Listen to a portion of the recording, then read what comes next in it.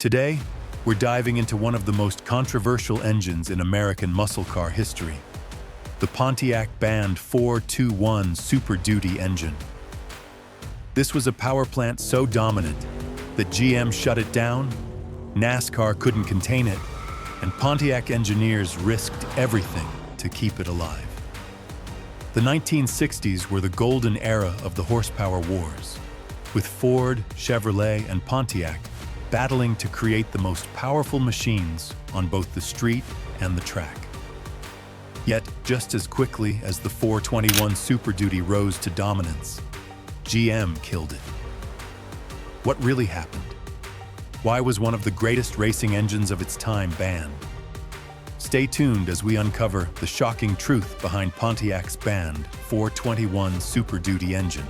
Do you think Pontiac could have dominated the muscle car wars if GM hadn't stepped in? Let us know in the comments.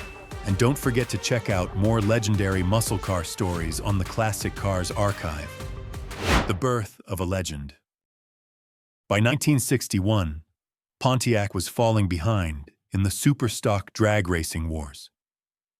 Chevy had the 409, Dodge had the 413 Max Wedge, and Ford was making moves of its own, all packing over 400 cubic inches.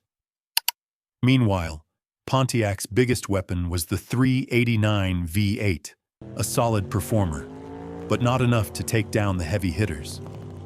Pontiac needed more displacement, more power, and a shot at the crown. Enter the 421 Super Duty, an absolute monster of an engine, born from the 389 SD but bigger, badder, and built to dominate.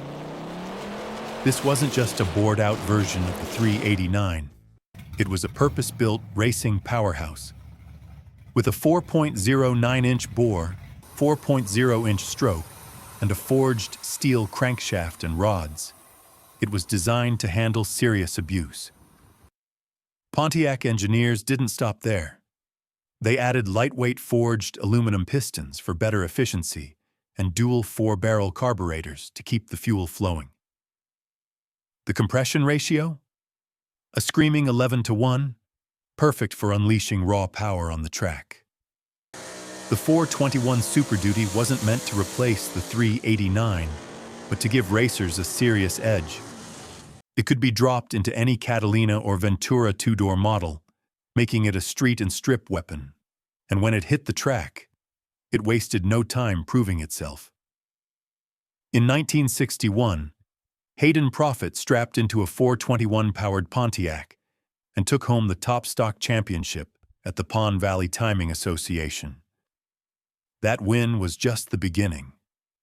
By 1962, the 421 SD was a dominant force in NASCAR and drag racing, putting Pontiac in the spotlight. But here's the big question. What if Pontiac had taken down the Hemi? Would muscle cars still rule today? The rise, Pontiac's rebel engine that shook Detroit. The 421 Super Duty wasn't cooked up in some corporate boardroom. It was born out of pure rebellion. Pontiac's engineers were fed up with losing to Chevy's 409, so they went rogue. They took the 389, bored it out, stuffed it with forged aluminum pistons, and slapped on dual 4-barrel carburetors. The result? A 465 horsepower monster, at least on paper. But here's the kicker. GM's top brass had no idea what they had just unleashed.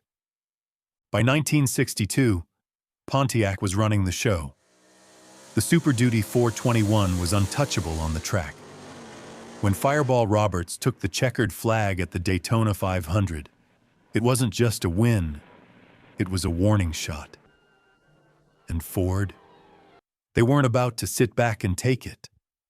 Ford spies were sent to Pontiac's proving grounds, desperate to figure out what made the 421 Super Duty so fast. What did they find? A ticking time bomb ready to rewrite the rulebook. And it wasn't just about power. The Super Duty 421 was a winning engine. Joe Weatherly dominated the 1962 Grand National Series, locking in 9 wins and an insane 39 top 5 finishes in 52 races. Pontiac had officially taken over. For 1963, Pontiac cranked things up even further. The 421 Super Duty got an increased compression ratio of 12.0 to 1, and its redline jumped to 6,400 RPM. But Pontiac didn't stop at the engine. The 1963 Catalina, the beast that housed the Super Duty, was lightened with aluminum body panels and a drilled frame, making it one of the fastest factory-built cars of its time. With 405 horsepower and 425 pound-feet of torque, this high-performance machine could rocket from 0 to 60 miles per hour in just 5.2 seconds, depending on gearing, tires, and driver skill. And the quarter mile? A blistering 13.7 seconds at 107 miles per hour. Pontiac wasn't just building engines, they were building legends. But this rise to power wouldn't last forever. Mechanics' accounts and insider conflict. Pontiac's 421 Super Duty was built in the shadows, literally. According to Pontiac engineer Malcolm McKellar, the team had to get creative to keep GM's corporate spies off their backs. We'd test the Super Duty at midnight. GM's suits were always lurking around the proving grounds, so we disguised the engines as truck parts. One night, a Chevy exec showed up. We revved it to 7,000 RPM, boom, blew the muffler clean off. He never knew what hit him. Then there was Smokey Yunick, NASCAR's most notorious rule bender. He snuck Super Duty parts into Chevelles, turning them into track weapons. When GM found out, they threatened to blacklist him from factory support. Smokey, he just laughed. "Tell him I'm farming to save weight!" Classic Smokey. Pontiac wasn't just playing with engines. They were pushing boundaries. They drilled holes in the Catalina's frame to cut weight. Racers joked you could light a cigarette through the floorboards. But the GM's lawyers weren't laughing. One crash, and we're bankrupt.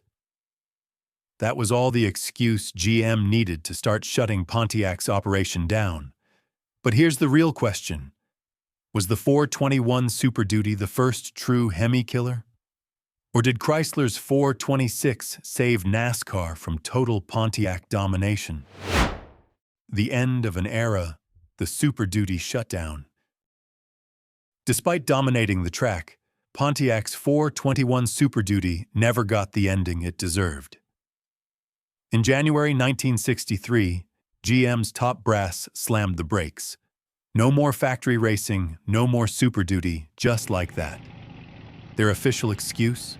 Safety concerns. The real reason? Rumors swirled that Chevy executives couldn't handle Pontiac stealing their thunder and their profits. Pontiac had gone rogue, and GM wasn't having it. A memo went out. Any division caught violating the ban will face immediate termination. That wasn't a warning. It was a threat. But the GM didn't stop at a memo. They sent corporate enforcers. Factories were raided, blueprints burned, and Pontiac's high-performance dream was erased overnight. Or so they thought. What GM didn't know. Pontiac's engineers had a backup plan. A secret warehouse. 6 Super Duty engines, a map to Daytona.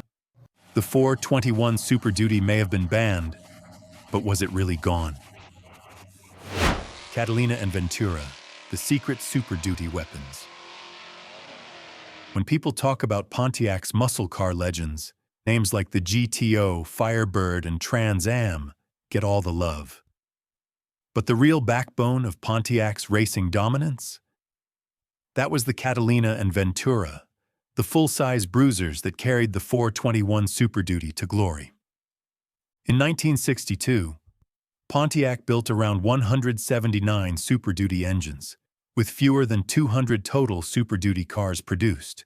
including Catalinas and Grand Prix models. And that story about exactly 421 Catalinas being built, that's likely a myth. But what isn't a myth? These cars were built to dominate. With their lightweight frames, big power, and no-nonsense attitude, the Catalina and Ventura were Pontiac's secret weapons on the track. Even the Ventura, essentially a fancier Catalina, packed serious heat with the 421 under the hood, proving that Pontiac wasn't just about making fast cars. They were making legends. Pontiac didn't just throw a big engine into a full-size car and call it a day. The Super Duty Catalina and Ventura were engineered for war. The 421 Super Duty featured a 4.09-inch bore and 4.0-inch stroke, a forged steel crankshaft, forged rods, and lightweight aluminum pistons built to handle high RPM punishment.